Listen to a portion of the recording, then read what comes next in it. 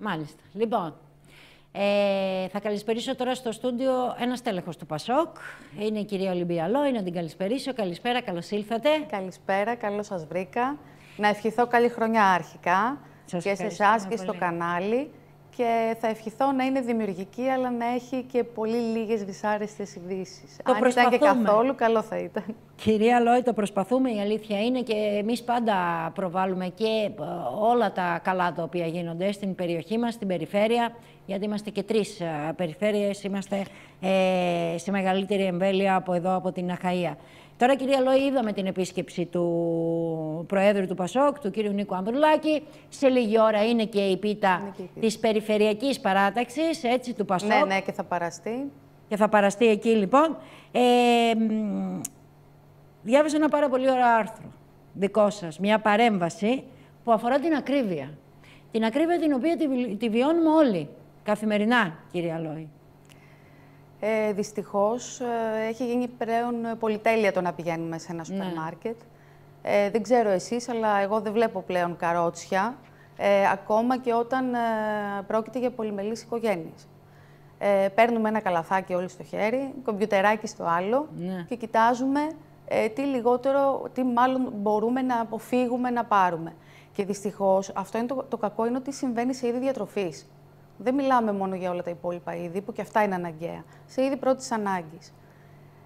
Φτάνουμε σε ένα ταμείο και συνήθως ο λογαριασμός είναι γύρω στα 50 ευρώ με πράγματα που ίσα που γεμίζουν μια σακουλίτσα. Ελάχιστα. Αυτό είναι τρομακτικό. Και έχει και αντίκτυπο βέβαια σε όλη την κοινωνία και έχει και αντίκτυπο και σε άλλα πράγματα. Αν το ανοίξουμε, ώρα να είχαμε να μιλήσουμε.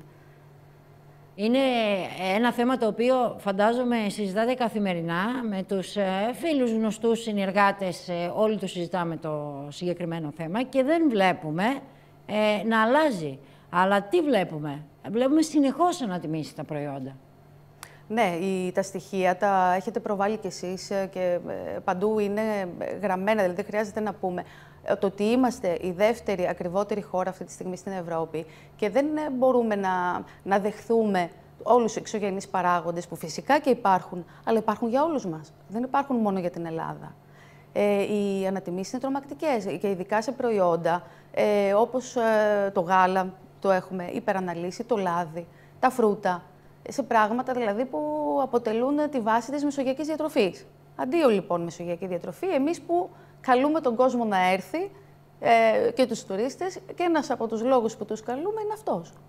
Είναι τρομακτικό, οι τιμές έχουν ξεφύγει, δηλαδή πραγματικά είναι πάρα πολύ δύσκολα. Και σε αυτό που είπατε σε συζητήσεις τώρα τελευταία, που δεν το ανέφερα στο άρθρο βέβαια, βλέπω να συζητάμε όχι το αν χρωστάμε, ο καθένας από εμάς, αλλά το πόσα χρωστάμε, αν χρωστάμε πολλά. Άρα είναι δεδομένο πλέον, κυρίως οι επαγγελματίες, οι ελεύθεροι επαγγελματίες, χρωστούν παντού, δεν μπορούν με τις ρυθμίσεις τις οποίες έχει δώσει η κυβέρνηση να ανταποκριθούν, γιατί δεν είναι ότι δεν θέλουν, δεν υπάρχουν χρήματα. Ακριβώς. Και η κυβέρνηση για μένα έχει ζήσει σε άλλο τόπο μάλλον. Γιατί επέρεται για ένα οικονομικό θαύμα και εμείς περιμένουμε τον Ιησού να πολλαπλασιάσει τους άρτους και τους ηχθείες. Δηλαδή, αυτά είναι αδιανόητα πράγματα. Με το ΠΑΣ, με όλα αυτά τα ημίμετρα που μπορεί προσωρινά, και όταν λέω προσωρινά, για 1-2 μέρες να ανακουφίζουν το ελληνικό νοικοκυριό, δεν γίνεται. Πρέπει να γίνει κάτι διαφορετικό και κάτι που να είναι μόνιμο. Και βλέπουμε και την αισχροκέρδεια, που και ως χώρος πολιτικός είναι ένα θέμα που το αναδεικνύουμε συνεχώς. Ωραία, ο πληθωρισμός είναι εδώ και χρόνια. Και ειδικά τον τελευταίο χρόνο τώρα έκανε η κυβέρνηση επέβαλε κάποια πρόστιμα σε εταιρείες. Αυτά άραγε εμείς διαρωτώμεθα θα πληρωθούν κιόλας? Εμείς πάντως έχουμε στη συνέχεια ένα ρεπορτάζ που λέει ότι σύμφωνα με έρευνα που έγινε, τα σούπερ μάρκετ αύξησαν τον τζίρο τους. Ακριβώς. Πώς είναι δυνατόν οι πολίτες να στενάζουν, Ακριβώς. η ελληνική οικονομία στα χαμηλά στρώματα, στη μεσαία τάξη να στενάζει και τα σούπερ μάρκετ να έχουν τζίρο? Πώς γίνεται αυτό? Ακριβώς, το ίδιο λέμε. Αυτό το πράγμα με τις τιμές δεν μπορεί να συνεχιστεί. Και η κυβέρνηση έπρεπε να πάρει πολύ πιο σοβαρά μέτρα. Και το πιο σοβαρό από το απ' όλα... Πασόκ υπάρχουν προτάσεις. Και βέβαια υπάρχουν προτάσεις, τις έχουμε πει πάρα πολλές φορές. Νομίζω ότι πλέον ο κόσμος ξέρει, πέρα από τα άμεσα για το ΦΠΑ κτλ., υπάρχουν και ολοκληρωμένες προτάσεις, γιατί πρέπει πραγματικά να το δούμε όλο συνολικά. Και το βασικό είναι ότι δεν είναι μόνο η ακρίβεια, είναι και η χαμηλή μισθή. Πάλι έχουμε τους χαμηλότερους μισθούς στην Ευρώπη. Δηλαδή, αν πραγματικά και ουσιαστικά δεν αυξηθούν οι μισθοί, με αυτές τις τιμές που υπάρχουν, τίθεται θέμα επιβίωσης.